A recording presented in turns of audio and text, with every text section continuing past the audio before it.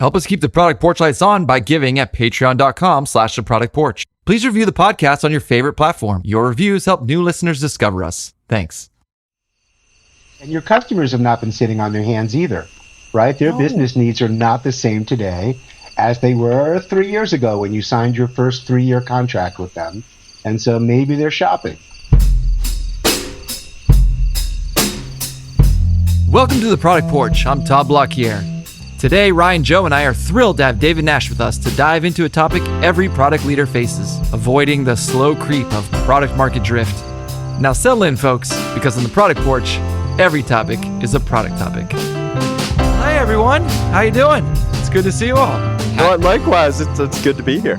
We have every rocking chair on the porch full today. Like, we have filled every chair that we have on the porch here. Rocking chair. So we have our good friend, David Nash. Welcome, David. Hey, guys, it's great to be on the porch with you. Thanks for inviting me over. So glad you're here. So David is a good friend of ours. He's also a multi-time chief product officer because he's insane and continues to indulge in the insanity. He has an extensive background in B2B SaaS. He's an American expat living in London, having a great time there. And I love that he considers himself a student of product and a continuous learner. One other thing about David has a great eye for talent. Oh, isn't it so good? Isn't it so good? Yes, good. He does. I was going to say, I think he's most infamously known for hiring the three of us. So David has a great topic today for our Product Porch conversation. David, why don't you introduce your topic? I'd love to, guys. Thanks. You know, as product managers, we have been bludgeoned over the course of our careers into understanding this notion of product market fit. I want to introduce a term today, which I never heard until about a year ago. And that term is called product market drift, like things drifting apart. Before I go any further, I don't want to claim ownership. One of my colleagues here in the UK by the name of Dave Washa, and we'll put Dave's information in the show notes later, he coined the term. And when it hit me what it was, and how important it is, it really kind of sunk into my bones. And I think I've worked now for long enough to take Dave's foundation principles and extend them a little bit. Would you guys like to know a little bit about what those basic dimensions of product market drift are? Absolutely. Oh my gosh. Yeah, let's do it. Please. Thanks. Well, Dave originally started off with 3, which are, the really 3 important legs on the stool. And I've determined there's at least 3 more. So the first thing that causes by the way, the definition of product market drift, very simply, it refers to the tendency of successful companies who achieved product market fit at some point to fail, maybe quickly, maybe slowly over the course of time, to fail in addressing their customers' needs. And so kind of once you had fit, if you don't do anything and if you let nature take its course, you start to drift away. Yeah, what's striking me most as I'm listening to this concept and as I got to know it a little bit better when you introduced it, David, is just how we need to recognize everything's moving around us all of the time. Everything's moving and not acknowledging that, recognizing it, keeping up with that is where things start to go wrong. I think you're right, Ryan. Why don't I throw out, at least from my journey, what the 6 causes or the 6 ingredients to product market drift are. And they're in no particular order, but I'm going to start with Dave Washa's initial 3 and then add a couple that I've personally lived. So the first is that in any successful growing business where your customers are growing, we as a product team, and nominally many other teams, we start to lose focus on the things that got us to where we are today. I know as a product manager and as a product leader, I have to spend time not just with customers, but with a lot of internal stakeholders, right? Our sales team, our marketing team, our finance team, our customer success team. Every minute we're spending with those other teams is a minute we're not spending with customers. So diffusion of our focus is number 1. Number 2 is simple loss of inertia, right? After our initial success, what we kind of tend to rest in our laurels a little bit and we lose a lot of the momentum. And it may be not keeping up with, the next 10 features that we would have done, as younger versions of us. But, so loss of inertia is number 2. The other thing that happens, and again, here's one I've lived personally, is we become more risk averse because when you got nothing to lose. Reminds me of the song. But when you have a business with revenue and EBITDA and margin and customers and nominally happy investors, you have things to lose, and you can make a bad decision, whether it's on pricing or something regulatory or something legal or something social, but there's 100 ways to lose what you have. So we take fewer risks. So those are the top three that Dave Washa identified, several years ago. But there's three more. And these are the three, again, where I've learned in spades, and I can show you the scars sometime, maybe not on video, of what I've taken away from that.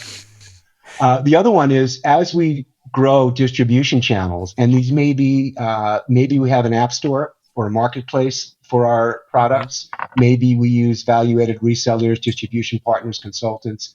I've done all of those in B2B SaaS. And we wind up listening to those channels because those channels are other customers, and they are proxies for customer needs. Right. But we often tend to over-index, particularly if you're in the partner organization or the channel organization in your company, over-index on making our channels happy. And again, we are insulating ourselves from our direct customers. So that's over-reliance on channels. There's two more. The next one I've lived personally is pricing and packaging. The very notion of product market fit, right, goes back to a value exchange, right? That the value I'm getting from the product is worth what you're charging me for it, right? And in a perfect world, that's symbiotic. Now, if you raise prices, particularly if you raise prices substantially, and you don't have a corresponding increase in value, you're breaking product market fit by definition, because you are now betraying the trust, right, that your customers placed in you, willing to pay you what they were paying you for what they were getting. And the last one is actually the first one I mentioned at the top, which was M&A, which is what worked for a smaller company, may not work for that company being a part of a much larger product portfolio. So that was enough. That was enough of an intro. But I think each of those are kind of meaty and probably worth digging into. So the ones I want to talk to first, David, are the first couple that were on your list. And these are the ones that I've experienced most directly. So let me just set the stage. I worked for a company 50 years old. The fellas who founded the company were still with the company. They built a business that was worth hundreds of millions of dollars. Lots of employees, global company. And we were reaching a point as I was getting involved and coming into the product team there where I wouldn't call it wasn't dire, but it was a plateau. It was like we were kind of finding this position, and there were some cultural headwinds from like sustainability, environmental concerns, things like that. And we didn't really know how to respond. So it was like this lesson for me in slow burn product market drift. So you were starting to see our consumers making decisions. We had initial success and successful for a long time. And we thought we'll just keep doing what we do. We vertically integrated, we focused on costs, we do all these things. And then it was like, oh my gosh, all of a sudden, people weren't picking us. They were choosing other solutions. Yep. And we had like kind of lost the muscle to go find out why. Mm-hmm. And it's hence why a product management team was spun up at this company to try to figure this stuff out. That's a great example. And when you live it personally, you really learn that lesson, don't you? Oh, absolutely. I love the idea too that a product management group was started to solve that problem. Yeah. Save us, Ryan. Save us. Yeah. Yeah. And talking about that startup world and environment, I've seen it with organizations where it seems like, especially those that are founder-led, you have that magic idea. You're solving a real problem. And the founder gets you to maybe, I'm going to just generalize, like rules of thumb, in the tens of millions of dollars of business. Like we got there. And then scale happens. Oh, everybody like gets wide eyes. Oh, we have let the back end go for too long. We have to do something. And then it's that diffusion of focus that you mentioned, David, where now we start to turn the eye inward. what do we need to do to make sure we're successful? We're going to focus on process. We're going to focus on platform. We're going to automate everything, make sure we are as efficient and lean as possible. Or, so that's one path. The other path is hire as many people as you can. We have to keep go. But in either case, you're kind of ignoring what brought you to this point, and if the other things have moved around you, and you don't see it anymore. Exactly right. And your customers have not been sitting on their hands either, right? Their business needs are not the same today as they were 3 years ago when you signed your first 3-year contract with them. And so maybe they're shopping. Maybe they're out looking around, and someone else down the street is us 3 years ago.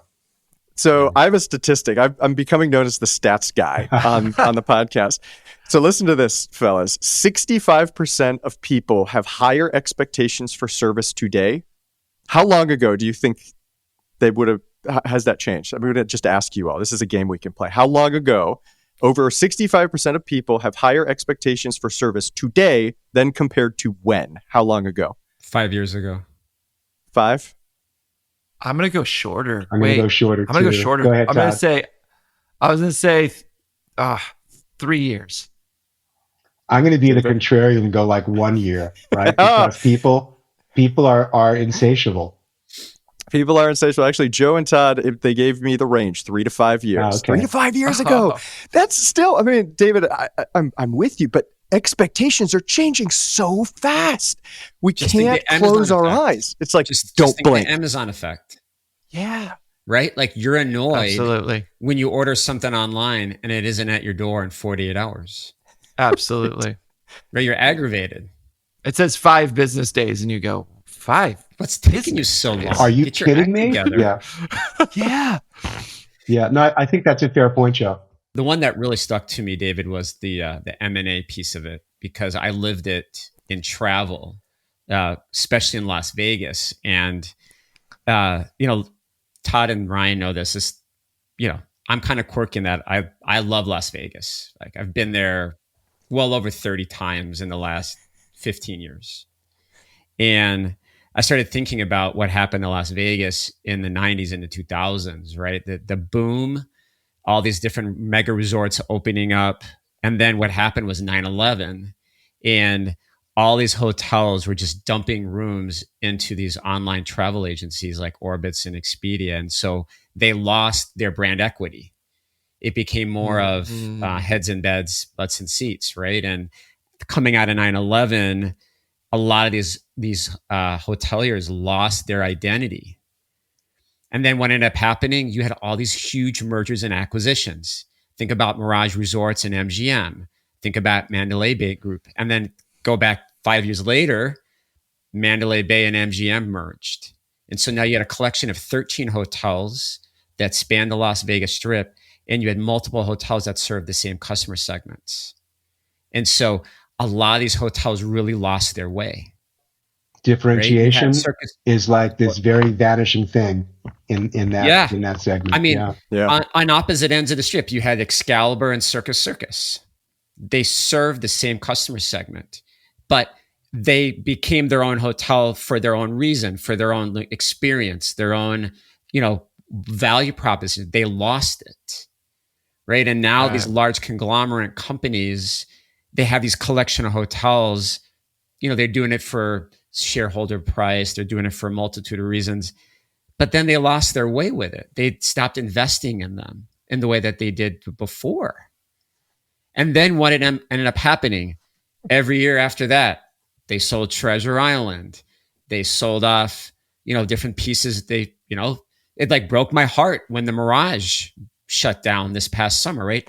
They've sold off pieces of that group because what ended up happening is it became a commodity, right? They lost their brand equity.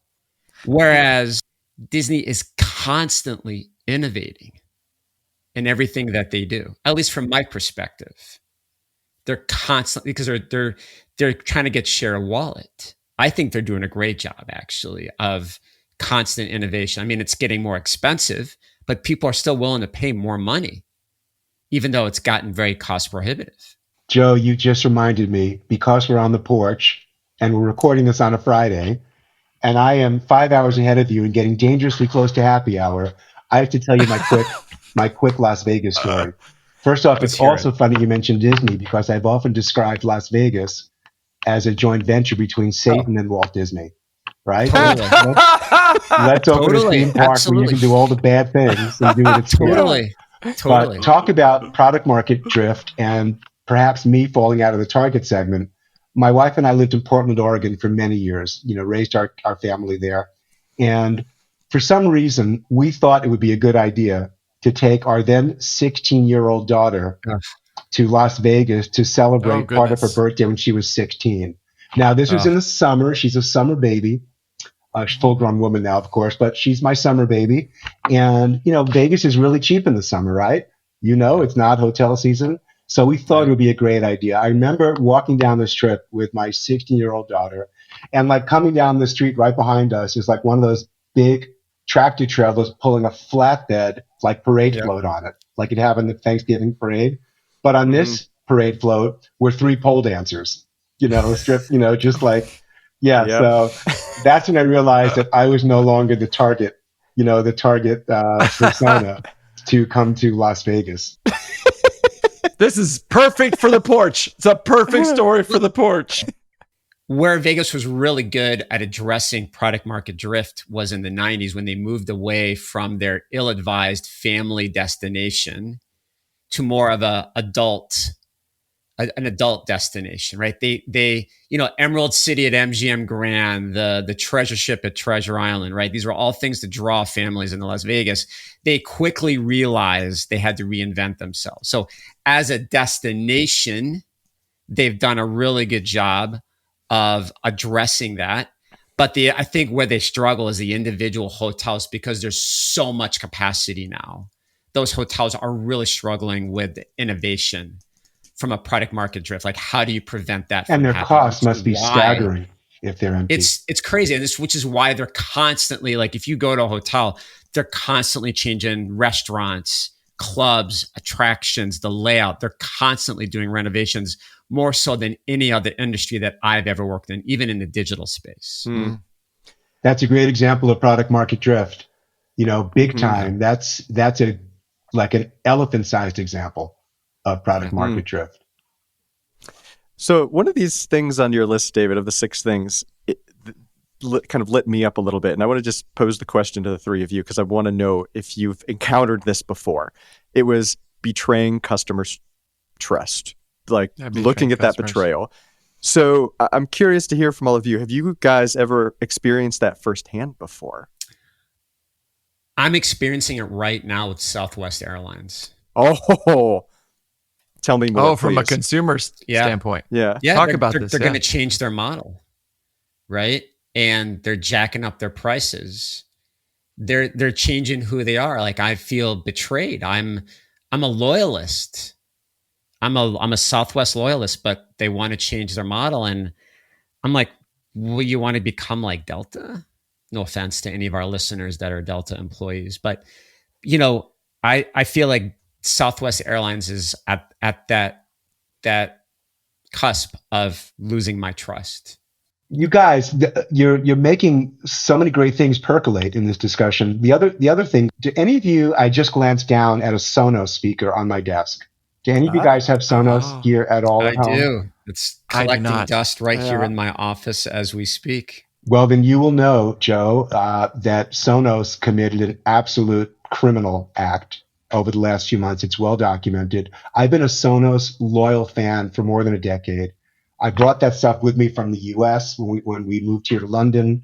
And Sonos has had a unique brand promise for years, which is great audio, right? Any source to any destination with an amazing UX. So I no longer had to be the IT guy, and my wife and kids, when they were at home, could easily navigate. Anyway, Sonos broke the sacred trust of millions of customers about 6 months ago. It's really well documented by rushing out a whole new architecture and a bunch of software releases, which basically broke what had been an ironclad, bulletproof tech stack and customer experience. And at first, when a very small but vocal group flipped out, Sonos denied it and said it's not really, there's really no Oh problem here, no. and all you have to do is Wow. this or that. Anyway, it mushroomed, and now it's been covered in the major media. So Sonos, I think, over the last 6 months has arguably irreparably damaged their brand.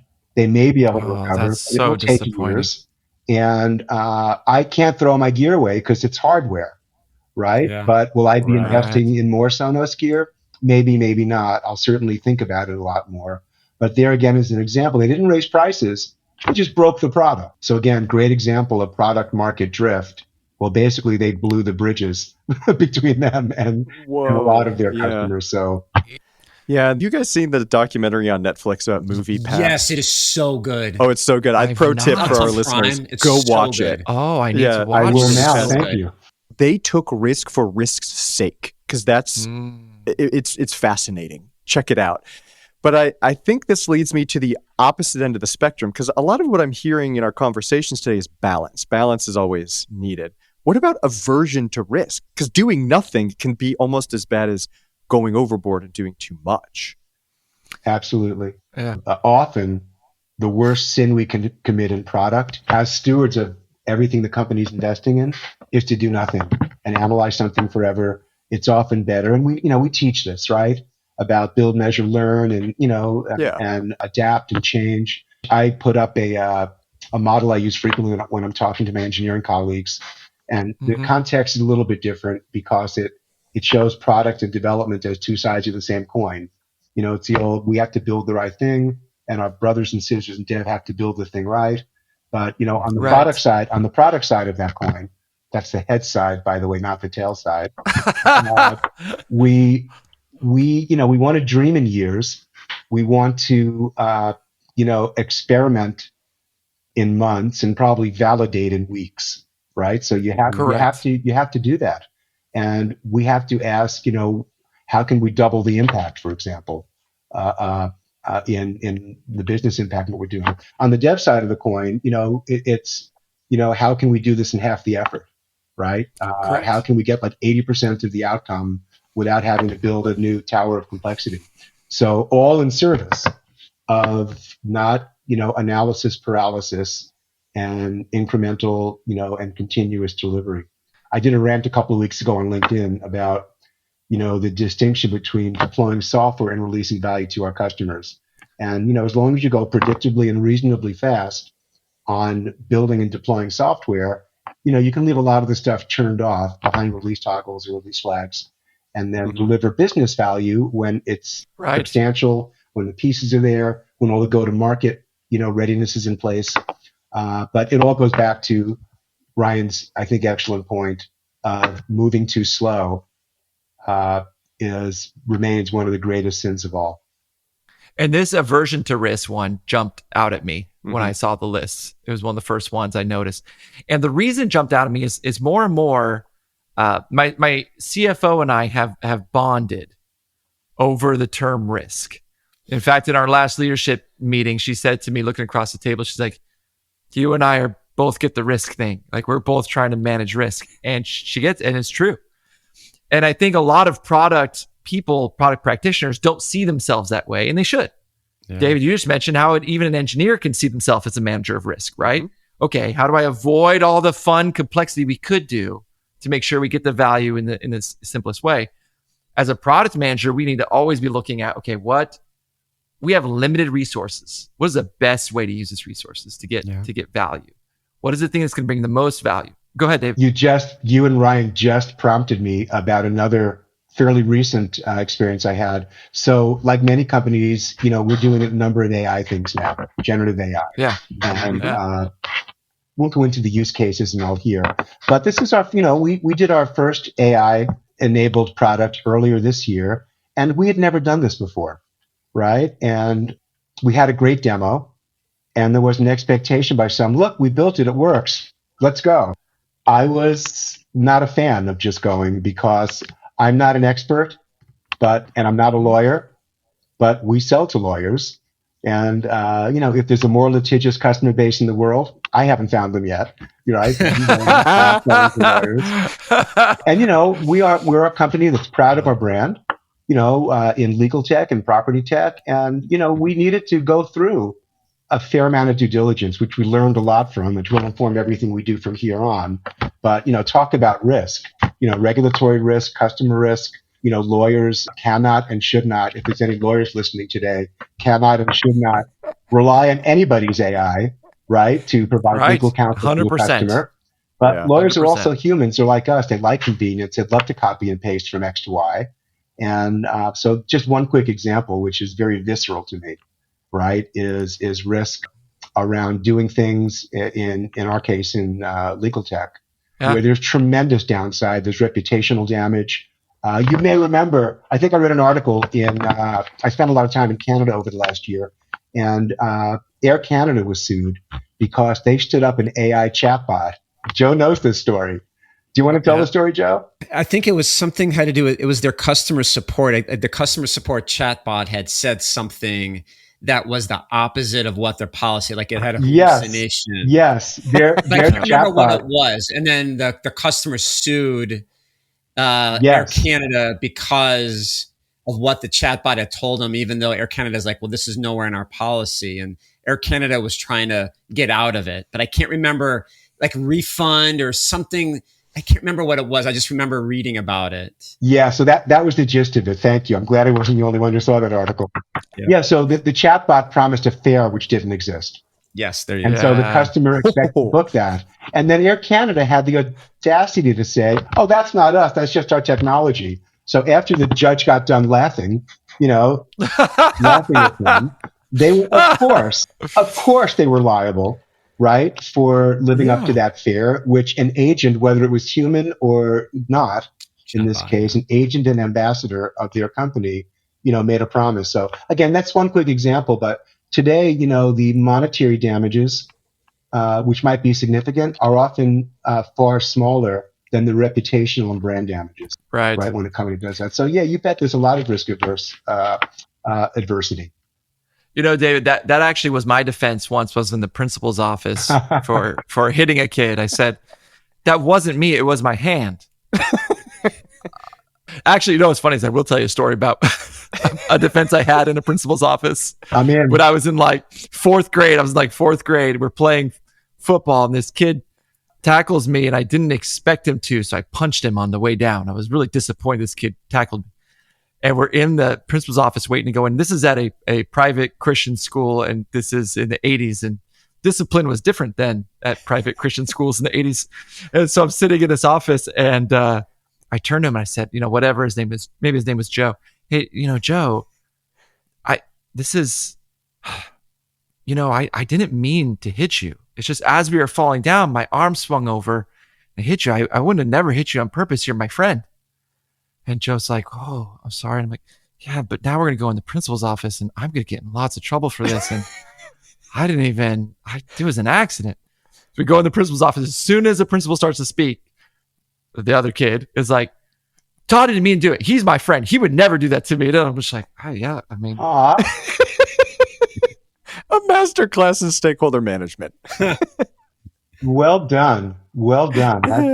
Hey, before we move into, I want to make sure if we have any questions before we go into our key takeaways. But I want to just go back to the aversion to risk one more time, because it's a very natural tension in product management.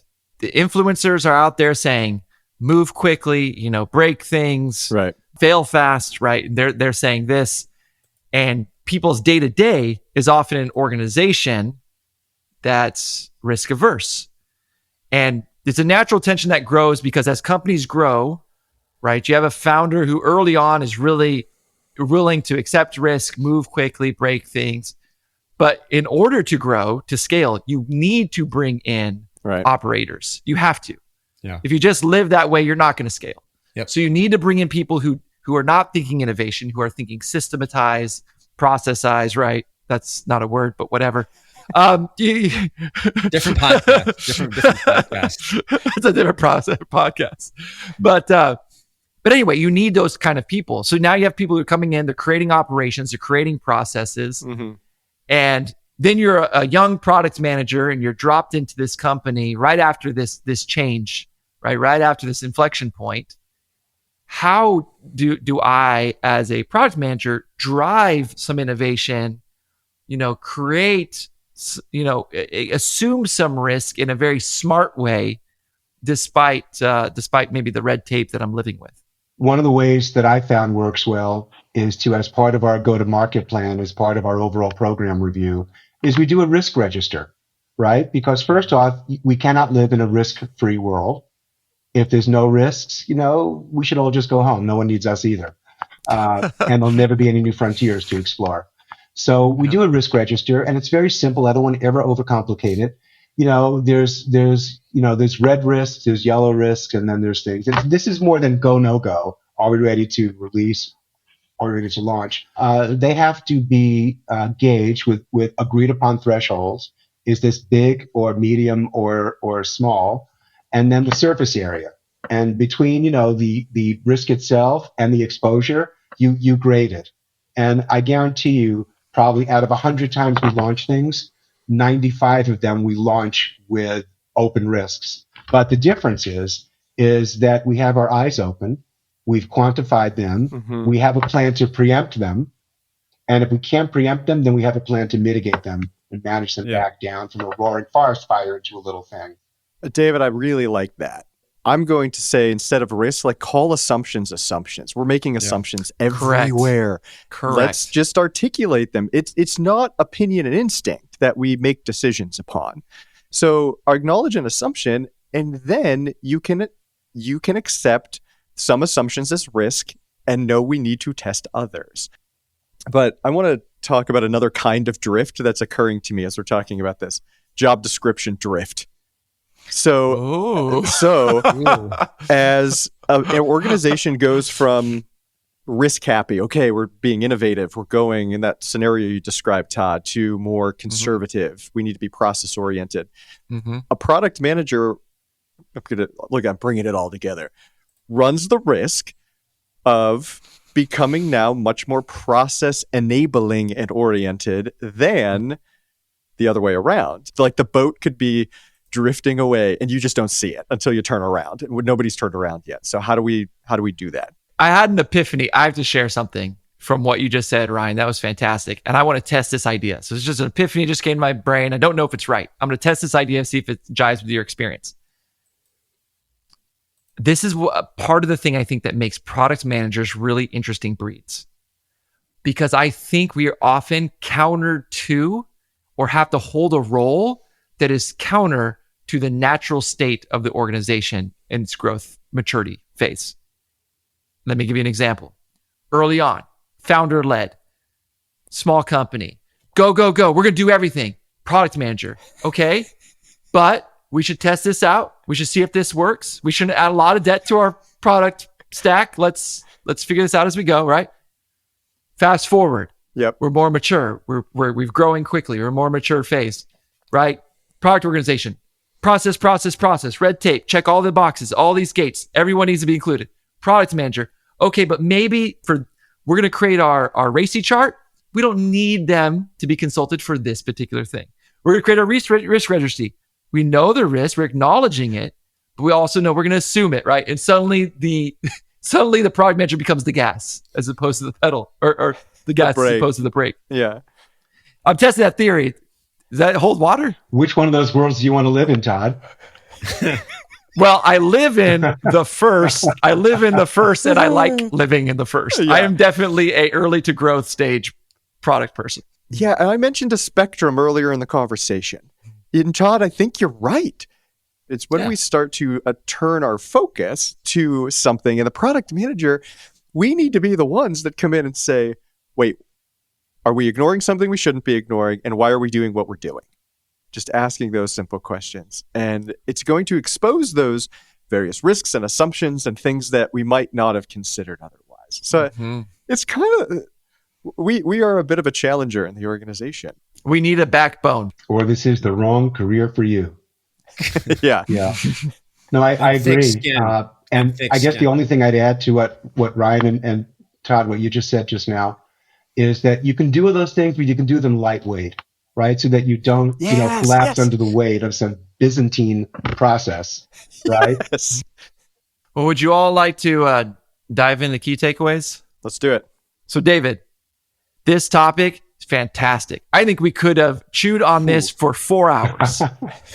So when we are in person, but we could chew on it. No, but when we're in person together on a real physical porch, this could be our whole conversation for the whole evening. This was fantastic. I'll start. I'll go first on the key takeaways. It was Dave. We'll save you for last. So my takeaway was something we implied, but didn't really drive into, but I wanted to bring it to the forefront. All of this is in the way we've talked about this. We keep talking about knowing your ICP, knowing your objectives, knowing your vision, where you're headed. This all implies that if you're going to avoid drift, you better know where you're going. Right. Like, you drift when you don't know where you're headed. And so one of my key takeaways is you need to be clear on this is where we're headed. This is the customer we're serving. This is our vision for the future. If you don't, you're definitely going to fall into drift. Todd stole my thunder. Right? That was my key takeaway, Todd. All right, I'll just, the nuance to that is the customer piece of it, right? Yes, the business, like where is the business going? But remembering as product managers, we walk into every meeting and we're the proxy of the customer. Mm-hmm. And when we begin to stop doing that and we become the proxy to someone else, that's where product market drift will accelerate at a pretty fast pace. And knowing, especially if your product's digital, that voice is going to change fast. And you've got to stay on, you've got to have the mental discipline to stay on top. You can't get lazy. You can't get lazy with the way that you're staying on top of what your customers' wants and needs are. Yeah, and I think from my perspective, it's further underlying the point that as a product professional, your work is never done. There is no such thing as done, ever. Oh, I hate when people use the word done. Drives me crazy. Right.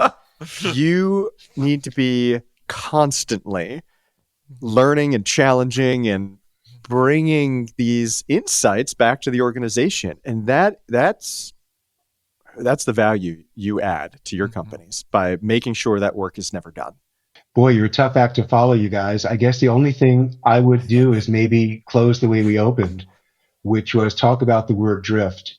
Drifting is really cool if you're in a fast car with fat tires in an open parking lot. Yes. Yeah. Now you're speaking my language. Drifting is super cool if you're in the pool with an umbrella drink, right? And you're on vacation. Yes. Right? Yeah. Drifting, now that's my jam. Drifting is very uncool if you are trying to maintain the growth of the company. And all the cases and scenarios that we talked through today, I think, distinguish a pivot and a very deliberate change in strategy or change in tactics from what happens when you neglect the business in one or more of those 6 areas that we described. So have fun drifting when you want to drift. But if your job is to maintain customer fit and product market fit, folks, you got to Ryan and Todd's comment, you got to keep at it, right? Because don't let nature ruin what you've built. But maintaining it's going to get you from small to larger and from good to great.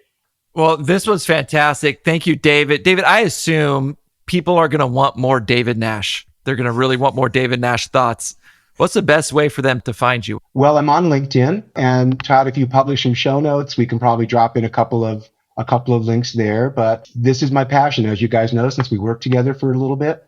And I love to share. I love to learn also, as we said at the top of the meeting. So I'm easy to find. Thank you guys very much for inviting me onto the porch today. Oh, it was our pleasure. Awesome. Thank you. Yeah. It's always a pleasure.